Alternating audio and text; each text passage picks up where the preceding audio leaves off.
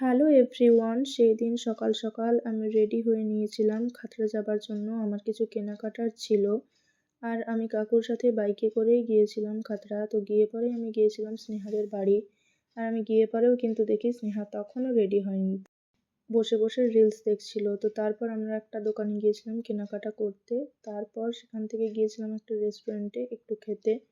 তো আধ ঘন্টা অপেক্ষা করার পর আমাদেরকে এই 2 প্লেট বিরিয়ানি আর 1 প্লেট চিকেন কষা দেওয়া হয়েছিল, সাথে রায়তাও দিয়েছিল, বেশ টেস্টি ছিল। এখানে স্নেহার কথাটা শোনো জাস্ট।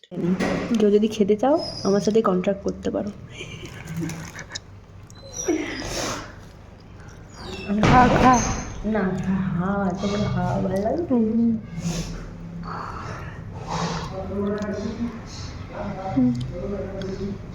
রেস্টুরেন্টে পুরো ফাঁকা, আমরা দুজন একাই খেয়েছি আর প্রচুর হাসাহাসি করছিলাম। তো তারপর এখানে বাড়ি ফিরছিলাম। তো পরের ভিডিও দেখতে সাবস্ক্রাইব করো।